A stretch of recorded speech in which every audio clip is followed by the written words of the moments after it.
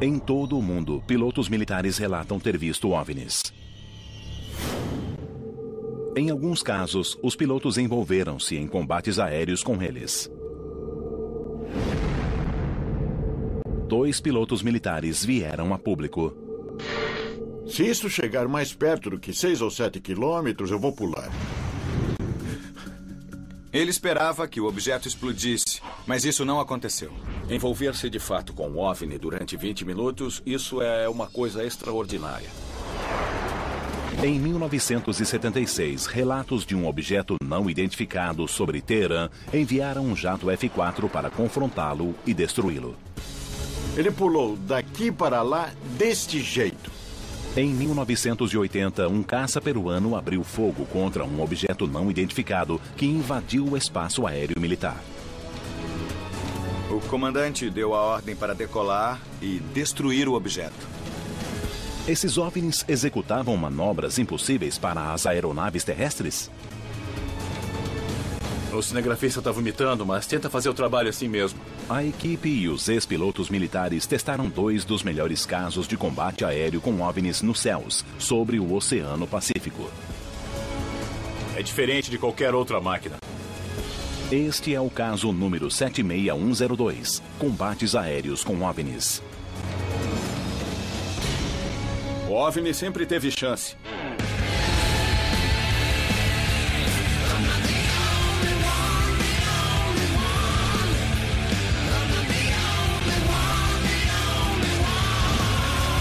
Caçadores de OVNIs, combates aéreos. Combate aéreo é um termo que realmente veio da Primeira e da Segunda Guerras Mundiais. Um elemento importante do que eu considero como um combate aéreo é que os 2 envolvidos estão tentando atingir e matar um ao outro. Quando ouvi que alguns de nossos melhores pilotos, alguns dos melhores soldados, tiveram um combate aéreo com um OVNI, devo admitir que duvidei. Sou Bill Scott, ex-mecânico de voo de testes. Testei aviões de 1974 a 1987. Em 21 de fevereiro de 2008, a equipe foi chamada à base Mart da Força Aérea na Califórnia para continuar a investigar os combates aéreos entre naves militares e OVNIs. Foram descobertas evidências novas e surpreendentes. Nós vamos conversar sobre algumas das evidências mais críveis e importantes de toda a ufologia. Combates aéreos com OVNIs. Vamos nos encontrar com o piloto que realmente se envolveu com um OVNI sobre o Peru. E vamos conversar sobre o caso de Parviz Jafari, que realmente se envolveu com um OVNI sobre o Irã, sobre o Teherã em 1976. Estamos empolgados com esses 2 casos. Isso se baseia em testemunhos ou temos provas físicas ou concretas? Eu soube que existem documentos oficiais do governo. Se houver provas concretas, eu estou muito curioso para ver. Aprontem-se para ter seu mundo abalado. Vamos lá.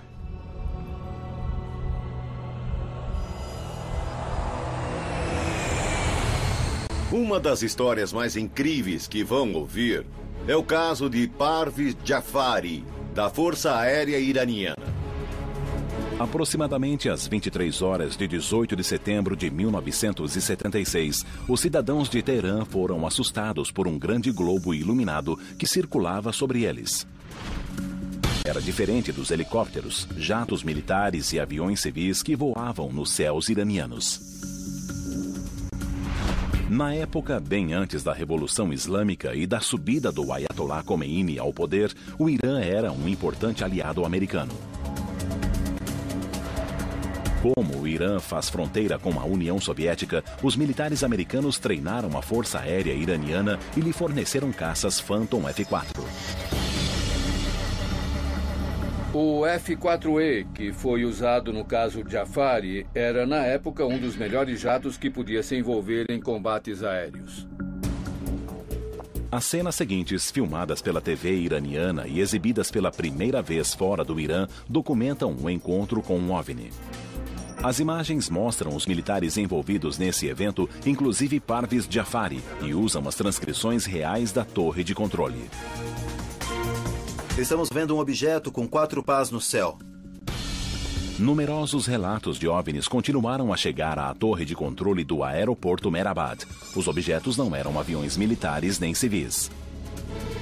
Só para confirmar, por favor, ele está a nordeste de Teherã? Hussein Piruzi é o encarregado da torre de controle de tráfego aéreo. Ele decidiu notificar a Força Aérea Iraniana. Alô, é o oficial de serviço? Várias pessoas avistaram luzes brilhantes no céu. Às 23 horas e 31 minutos, um jato F-4 decolou da base aérea de Cherokee, em Hamadan, 280 quilômetros a sudoeste de Teherã. O primeiro piloto, o capitão Aziz Kain, investigou o objeto. 10 minutos mais tarde, outro F-4, pilotado por Parviz Jafari, recebeu ordens para decolar. Na época, Jafari era major e foi direcionado para interceptar uma luz estranha sobre o Teherã. Eu sou Parviz Jafari, um general aposentado da Força Aérea Iraniana. Jafari avalia que o objeto tinha o tamanho de um Boeing 707. Ele seguiu a luz até a fronteira russa, mas de repente, um objeto se separou da luz e veio direto para o avião de Jafari.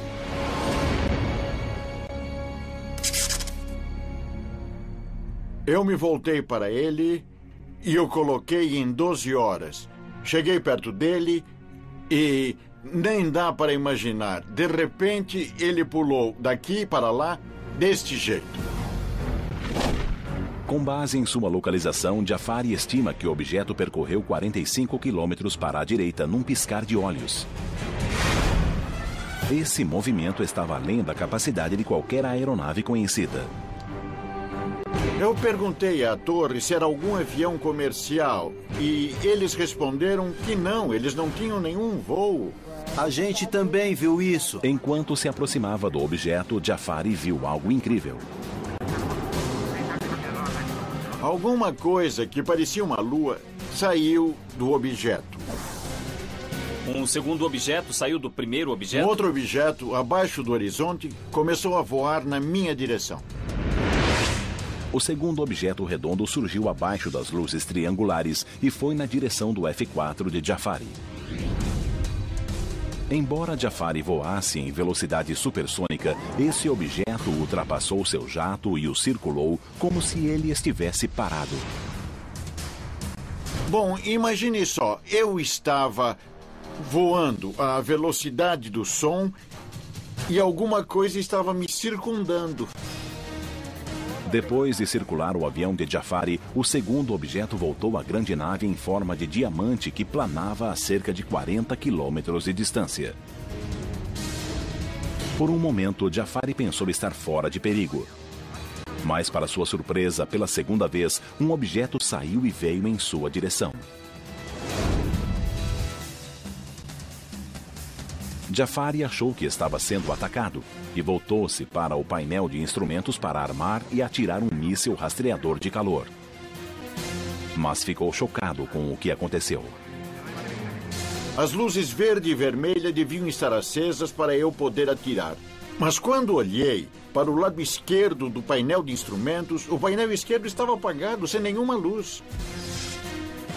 Jafari acredita que durante o combate o OVNI enviou um imenso pulso de energia eletromagnética para o avião, desligando todos os instrumentos eletrônicos a bordo, inclusive o equipamento de navegação e os sistemas de armas.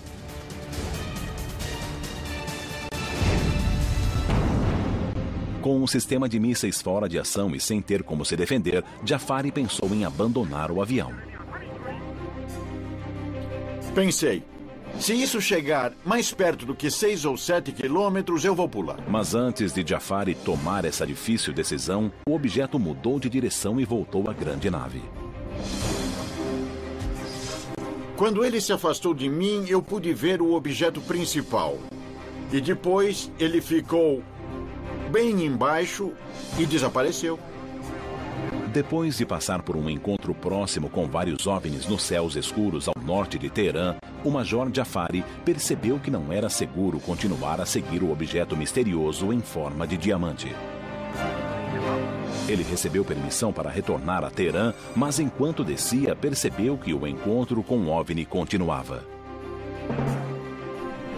Quando eu estava descendo, mais uma vez um outro objeto começou a me perseguir. Enquanto Jafari descia para a aproximação no aeroporto Mehrabad, percebeu que outro objeto o perseguia. Durante a aproximação final, ele viu o objeto descer no solo do deserto. Eu podia ver os grãos de areia no solo. Ele era muito brilhante, muito brilhante. Jafari recebeu ordens de não pousar e investigar o objeto que descera perto da base aérea. Segundo as testemunhas militares e civis, o objeto caíra nas redondezas de Chemiran, no Irã. Foi em alta velocidade para o solo e eu pensei que acabaria vendo uma explosão muito, muito forte. Mas isso não aconteceu. O objeto veio direto para o solo e aterrissou ali. Ao aterrissar no aeroporto, Parvez Jafari soube que logo teria de fazer um relato a seus comandantes sobre os acontecimentos da noite, mas não se deu conta de que os militares iranianos não eram os únicos interessados no assunto. Um dos oficiais americanos ficou ouvindo o que eu dizia, escrevendo e fazendo anotações. Quanto a CIA estava envolvida no caso e em seu ocultamento. Quando Jafari finalmente aterrissou, havia agentes americanos da CIA e um coronel da Força Aérea esperando para ouvir o relato. Pela primeira vez na televisão, o relatório militar oficial que foi liberado. Por que esse documento foi enviado à Casa Branca? E o que foi achado no dia seguinte no local da queda?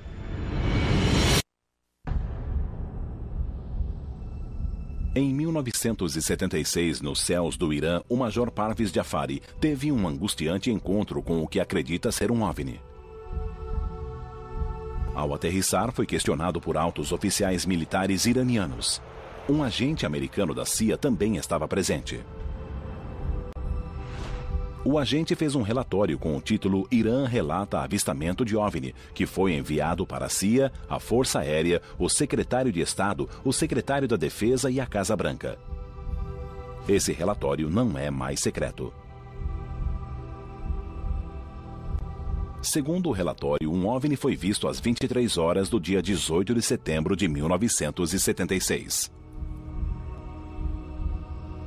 Além do avistamento de Jafari, a torre de controle recebeu 4 telefonemas de moradores da região de Chemiran que diziam ter visto estranhos objetos nos céus.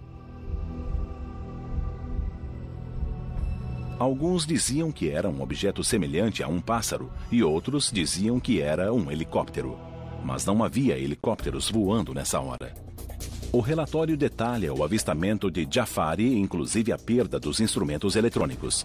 Quando o F-4 aproximou-se a cerca de 25 milhas náuticas, ele perdeu todos os instrumentos e a comunicação.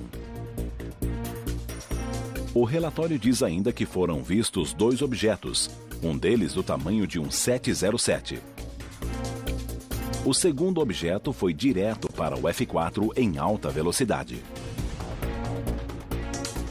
O piloto tentou atirar um míssil AIM-9 contra o objeto, mas nesse momento o painel de controle de armamentos desligou-se. Então o piloto iniciou uma curva e deu um forte mergulho para se afastar do local.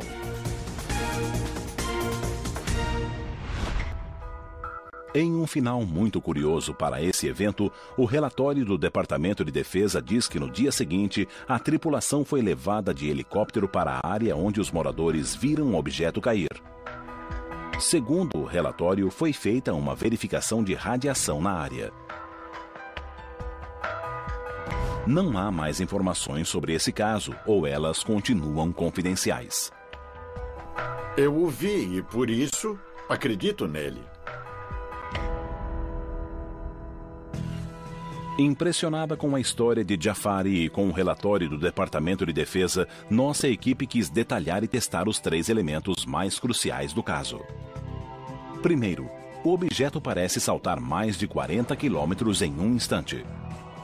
Segundo, um objeto circular aproximou-se de Jafari a uma velocidade muito maior do que qualquer nave humana atingiria.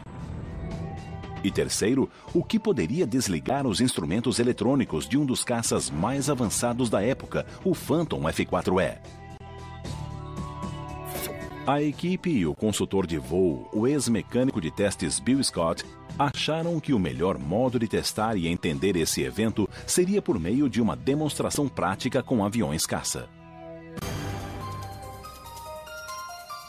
A equipe está na Air Combat USA, em Orange County, na Califórnia, o melhor grupo de combate aéreo americano. A tripulação é formada por ex-pilotos militares com muitos anos de experiência em voo. Meu nome é Ben Clerks, ex-militar da Força Aérea. Sou Michael von Vietinghoff, chamado de Barão, e fui capitão da Força Aérea Alemã. Vocês vão voar no CI Marchetti SF-260. É um avião leve de ataque italiano que pode soltar bombas, atirar foguetes e metralhar. A aeronave tem nível mais 6 menos 3Gs, atinge cerca de 430 km por hora e voa como um caça leve de ataque. Isto é para valer. Os pilotos e Bill Scott calcularam que para recriar esse evento com esse avião, seria melhor usar uma escala de 25%, ou seja, voarão a 1/4 da velocidade e cobrirão 1/4 da distância. Optamos por usar aviões atuais para tentar duplicar alguns desses encontros, porque eu creio que isso realmente deixa mais claro para as pessoas o tipo de dinâmica envolvido em alguns desses encontros. Estamos usando aeronaves de um tipo diferente. Há muitas coisas que não podemos fazer com estas máquinas, mas será muito esclarecedor. Hoje queremos recriar os eventos, queremos sair com 2 aeroplanos e um de nós irá simular o objeto voador não identificado. Não cheguem a menos de 150 metros. Essa é a nossa distância de segurança. Em caso de emergência, usaremos paraquedas. Diremos saltar, saltar, saltar. Esse é o nosso comando e iremos tirar a capota. Ok, vamos voar. Tudo bem, vamos lá. Isso funciona.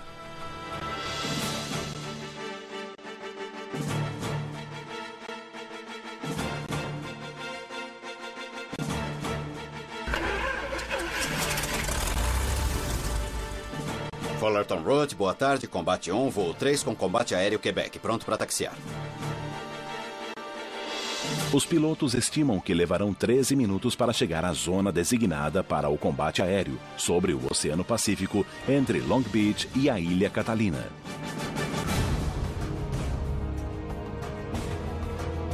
O combate aéreo começa. A equipe está demonstrando o primeiro elemento crucial desse caso: o fato de o OVNI percorrer quilômetros em um instante. Ted e o Barão representam o OVNI e fazem uma curva exagerada em alta velocidade. Ele pulou daqui para lá deste jeito. Bill Scott e Joker tentam segui-los, começando suavemente. Entendido. Agora temos que simular uma curva à direita tentando rastrear o alvo. E isso simula o alvo saltando 10 graus num tempo muito curto. O Barão é o líder. Legal, Bill. Parece que temos o alvo a 9h30 ou a 10 horas. Bom, de repente ele saltou para 10h30 em uma fração de segundo. Sim, um salto de 10 graus de uma vez. Tudo bem, agora ele está ali, a 11 horas. Sim. Estamos em uma curva à direita tentando rastreá-lo, mas quando nos aproximamos ele salta 10 graus, a mais de 40 quilômetros. Isso significa um salto de 5 quilômetros por segundo. Sim, é bem intenso. É só aceleração instantânea. É uma fração de segundo e ele já saltou 10 graus. Agora está a 11 horas.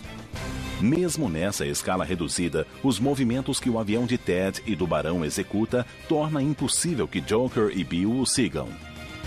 Imagine a situação quando as duas aeronaves movem-se a mais de 1.500 km por hora. É diferente de qualquer outra máquina. A segunda simulação da equipe irá demonstrar a incrível velocidade em que o segundo objeto se movia quando veio ao encontro do F-4 de Jafari. Embora o jato Marquette que está sendo usado não tenha a capacidade do Phantom F4, eles poderão demonstrar a sensação de velocidade e de aproximação que Jafari teve quando o segundo OVNI se aproximou e circulou seu jato supersônico. Vamos checar 90 à direita e o Barão vai começar outra passagem. Ok, o Barão está indo. Recebido. Não temos margem de erro. Isto é o que se vê quando dois objetos, ambos a 250 km por hora, passam em direções opostas a 15 metros um do outro. É só um relance. Agora imagine isso de noite. Além disso, Jafari e o OVNI estavam a uma velocidade combinada de mais de 3.000 km por hora. A equipe repete a manobra, mas agora mais depressa e mais perto.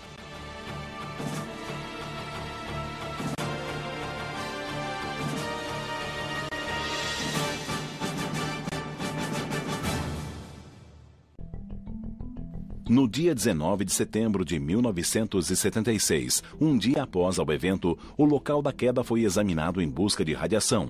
Mas, segundo Jafari, nada foi achado, apesar dos avistamentos. Tudo bem, vamos voltar.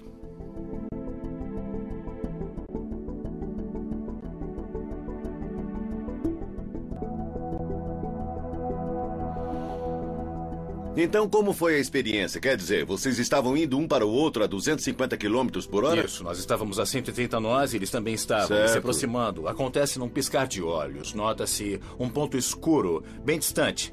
E alguns segundos depois, eles passam ao lado a 480 km por hora. É uma coisa muito rápida.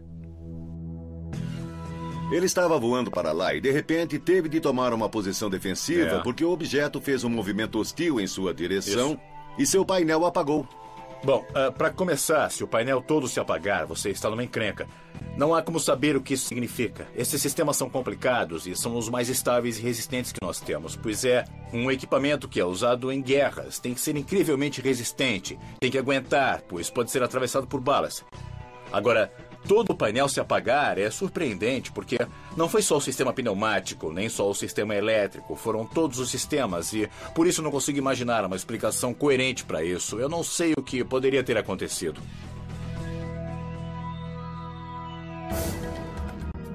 O maior mistério permanece. Está comprovado que Jafari perdeu todos os instrumentos e os sistemas de armas devido a alguma anomalia elétrica. Então havia algo afetando o painel de comando e o sistema de mísseis, temos certeza. Será que isso foi causado pelo OVNI? A equipe testa a teoria de Jafari.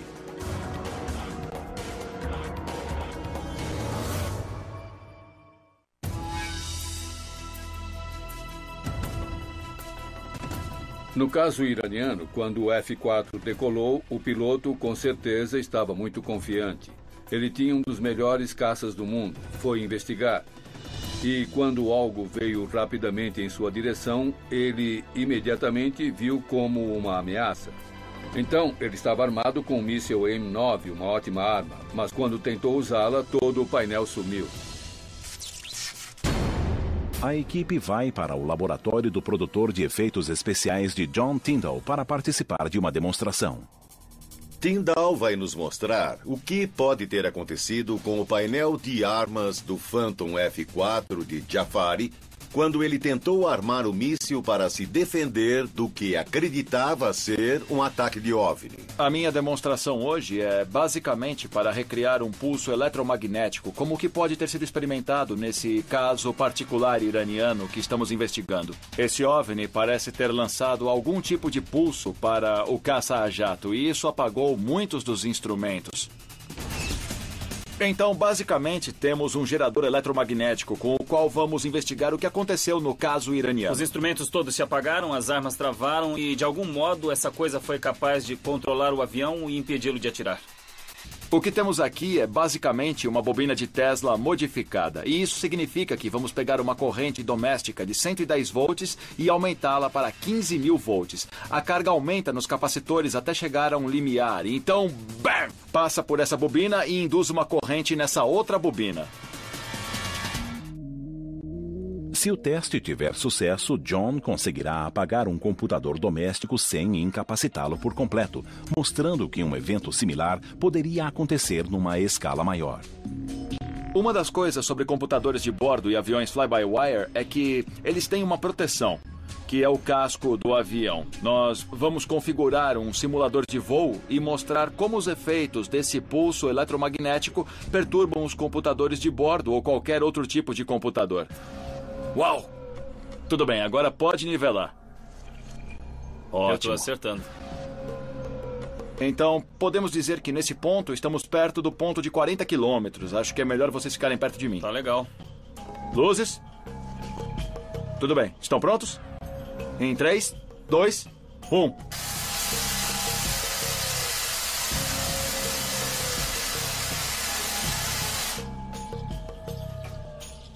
$15.000 volts de baixa amperagem desligaram o computador. Mas será que ele ligará de novo depois disso? Certo, desligou. Jeff, veja se consegue reiniciar o computador. Vamos tentar. Ei! Uau! Tá iniciando alguma operação no computador. É, ele voltou. A CPU não morreu. Como os instrumentos de Jafari, o computador voltou ao normal no fim do pulso. John, você demonstrou que é possível tornar um painel daquele computador inoperante do mesmo modo em que um raio eletrônico ou outro raio que o OVNI atirou deixou os controles de Jafari inoperantes naquela noite de 1976. Se a gente estiver falando de uma civilização extraterrestre que nos visite, eles podem ter tecnologia muito superior ao que temos hoje no laboratório. Embora isso tenha sido um sucesso, a escala é a grande surpresa, porque para obter os resultados que tivemos a 90 centímetros em alguma coisa a 40 quilômetros de distância, é preciso uma potência inacreditável, especialmente porque o pulso tem que penetrar uma caixa de metal, o casco do avião, para funcionar. Embora o encontro de Jafari tenha sido testemunhado por muitos e ele diga que os militares iranianos interessavam-se pelos OVNIs, a Revolução Iraniana que ocorreu 3 anos depois transformou o Irã em uma sociedade fechada e os relatos de OVNIs não mais chegaram ao Ocidente. Nunca tinha visto nada como isso antes. E quanto mais eu penso, mais eu acredito. E todos os outros acreditaram que era um objeto voador não identificado, um OVNI. Depois de testar os 3 elementos principais do caso de Jafari, a equipe duvida que uma aeronave já vista pudesse fazer os movimentos que Jafari viu naquela noite. Embora a perda do computador de bordo do F-4 possa ser explicada por um intenso pulso eletromagnético, os fatos permanecem misteriosos. 4 anos depois, um combate aéreo com OVNI ainda mais dramático ocorreu sobre o Peru. Mas desta vez o piloto conseguiu atacar.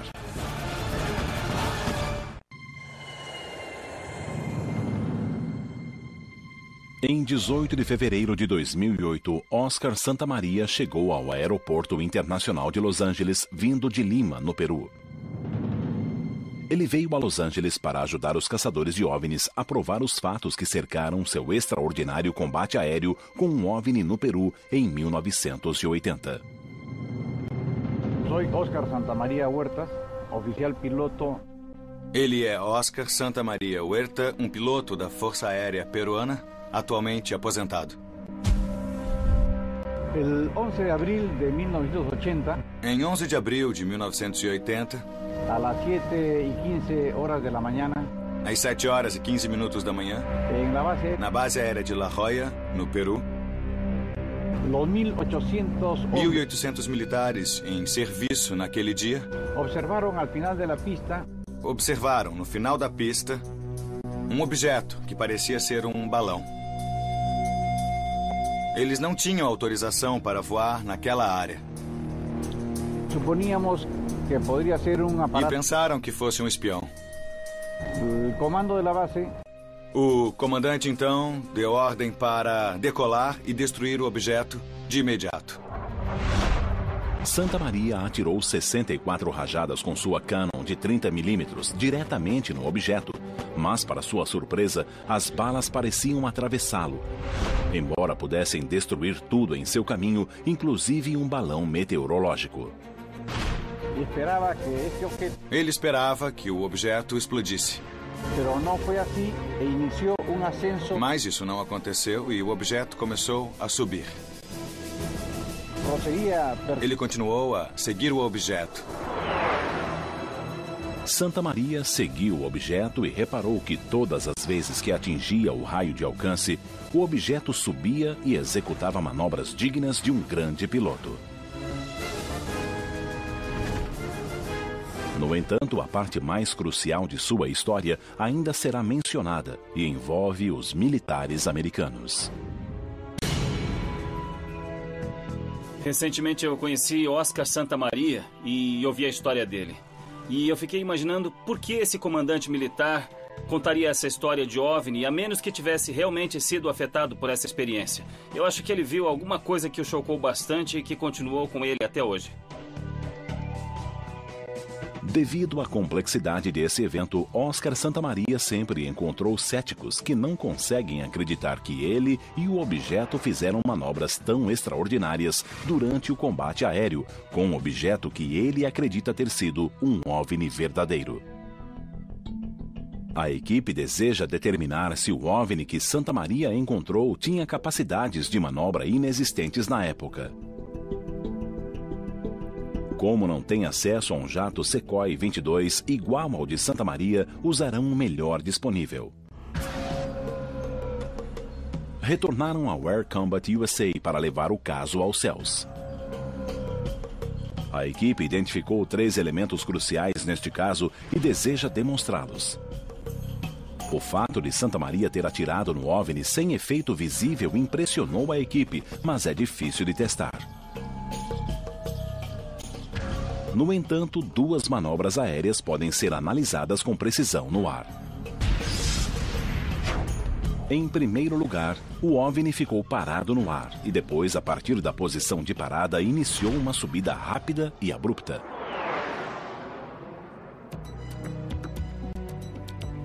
Para dar à equipe uma representação dos eventos daquela noite, o produtor de efeitos John Tyndall criou um equipamento rastreador com 2 lasers, um vermelho e outro verde, ambos controlados por joysticks. O laser verde representa a rota de voo do OVNI. O laser vermelho representa a rota de voo do jato. Juntos, eles criam uma representação do evento em escala. Oi, John. Como vai? Comandante, aqui.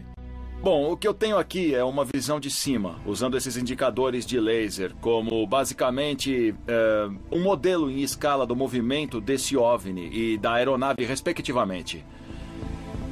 Eu posso dimensionar o movimento para igualar a velocidade da escala do mapa. Onde estava o seu avião? O laser vermelho está indicando o seu avião. E está se movendo a cerca de 1.600 km por hora. Santa Maria, usando o laser vermelho, mostrou sua posição no momento do primeiro ataque. Ele se aproximou na posição de fogo de 900 metros. Disparei 64 buses. Ele atirou 64 rajadas. Ele sabia que atingira o objeto, mas nada aconteceu. Ele não explodiu. O objeto começou a se afastar rapidamente. Em ascenso. Isso, e enquanto se afastava, ele subia. O objeto parou repentinamente. Ele quase bateu no objeto e por isso foi para a direita, para assumir uma posição de fogo. Enquanto se aproximava do raio de alcance de 900 metros, ele ativou o pós-queimador. Pós-queimador? Isso mesmo. De repente, o objeto subiu novamente. O mais surpreendente dessa história é que quando ele usou o pós-queimador, o OVNI fez um movimento evasivo para cima e Santa Maria deu um empuxo e também subiu.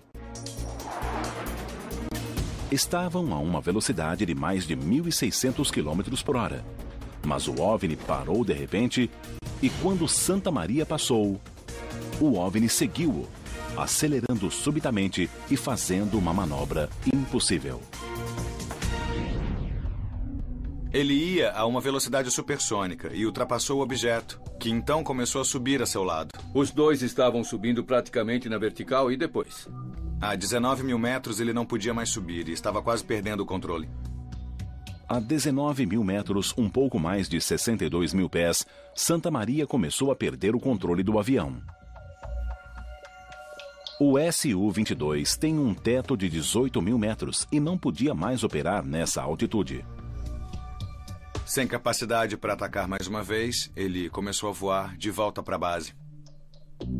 Depois de conversar com o piloto sobre o plano de voo e as manobras, Barão, Joker, Ted e Bill Scott preparam-se para decolar e demonstrar os detalhes desse estranho encontro.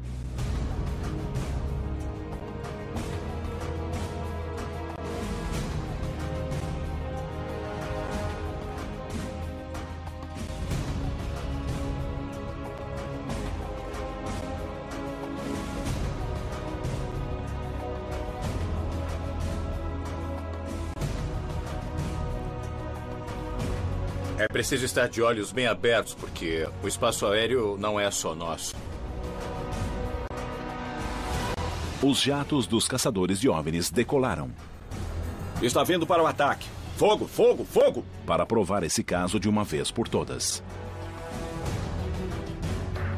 O caso de Santa Maria foi descoberto pelo Departamento de Defesa e pelos secretários de Estado. Um relatório completo foi redigido e enviado a algumas das mais importantes autoridades em Washington.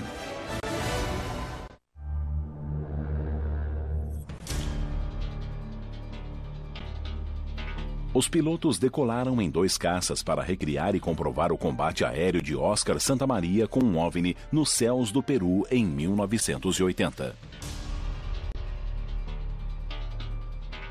Eles estão a cerca de 7 minutos do local de seu combate aéreo. É preciso estar de olhos bem abertos, porque o espaço aéreo não é só nosso. Documentos militares divulgados recentemente mostram que foi feito um relatório detalhado desse caso para a surpresa de Santa Maria.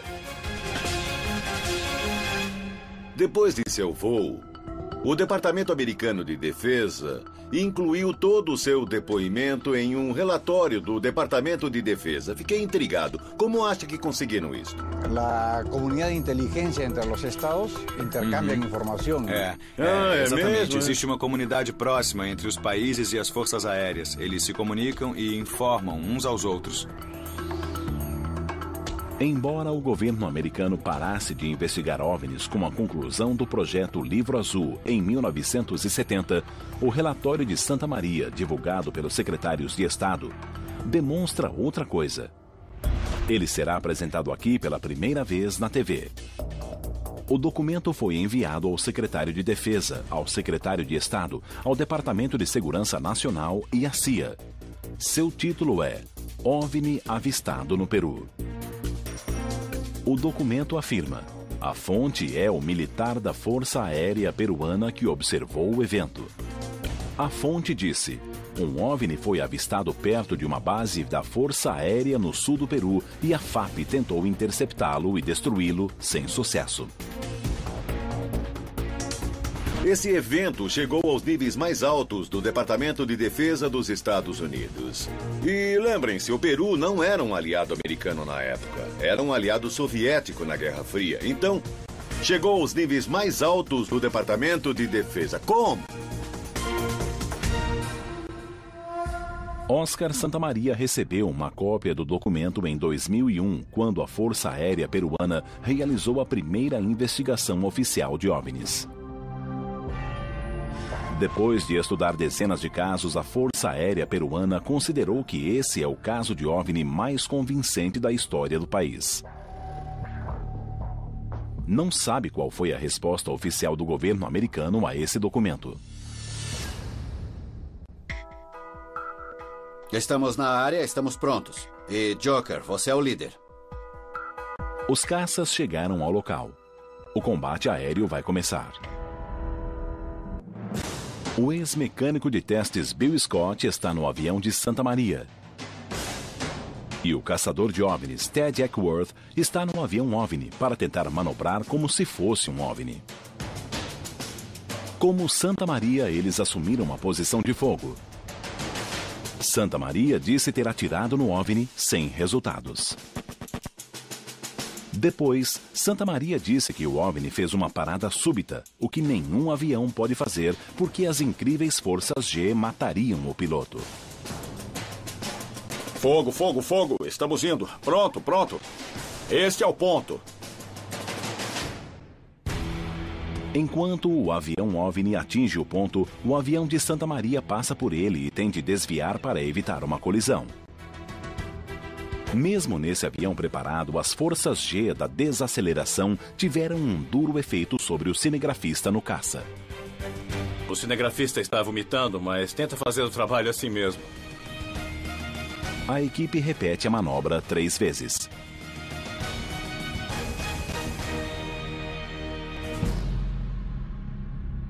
Na manobra mais ousada jamais tentada por um piloto da Força Aérea Peruana, Santa Maria atingiu o teto de operação de sua aeronave, 19.000 metros, enquanto era perseguido pelo OVNI.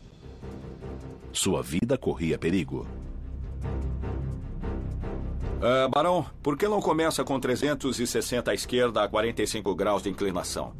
Esta é a simulação em que o OVNI sobe na vertical. Quando estivermos prontos, vou contar até 3 e o Barão vai fechar a curva e subir.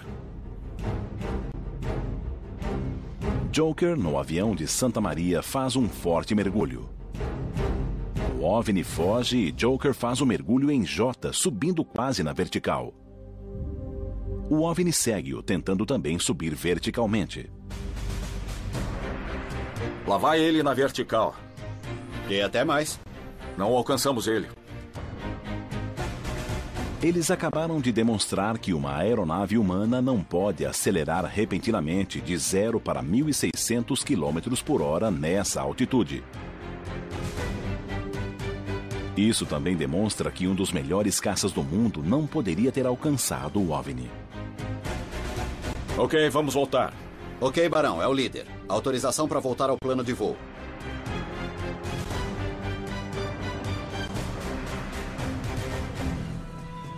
Ficamos assim, a nave, o OVNI aqui, e depois fizemos várias passagens por ele. E o OVNI teve chance? O OVNI sempre teve chance, mas ele nos venceu nas manobras. E se o OVNI conseguiu subir naquela velocidade, não importa qual nosso avião. Parece que o OVNI só estava brincando. Ao estar na aeronave e basicamente tentar copiar ou imitar as manobras, você logo percebe que não há como algum veículo humano ter conseguido fazer as manobras que eu vi o OVNI fazendo. Ou o coronel está mentindo, ou foi algum tipo de objeto que era totalmente não humano e que superava todas as características de desempenho de voo de qualquer nave que nós temos. A equipe se reúne na sala de mapas para discutir os resultados dos voos de teste. Os aviões em que voamos não conseguem subir verticalmente. Não é um nível de desempenho. E não há um veículo que vá de estático àquela velocidade. Bom, quantos aviões existem que conseguem subir na vertical e são supersônicos? Muitos deles podem chegar a uma razão melhor que 1 para 1, mas não se começa da posição parado. É preciso dar um impulso como ele fez. É a velocidade e a capacidade de manobra que surpreendem. O OVNI para, sobe na vertical e chega a uma velocidade supersônica instantânea. Plana e atinge 19 Não podemos mil fazer metros. nada, não podemos fazer nada igual a isso. Realmente se envolver com o OVNI por um período de 20 minutos, isso é uma coisa extraordinária. Sabe, pode-se ver algo durante um momento e não se conseguir identificar o que é. Mas poder se envolver com ele por 20 ou 22 minutos, essa é uma situação totalmente demais. 2 casos, 2 pilotos confiáveis, 2 documentos militares oficiais divulgados que mostram que esses casos chegaram aos mais altos níveis do governo. O que dizer dos casos de combate aéreo com OVNIs que ainda não foram divulgados? 2 pilotos, em 2 regiões distantes do mundo, envolveram-se com objetos de incrível capacidade de manobra, mas não se sabe o que eram. O trabalho da equipe continua.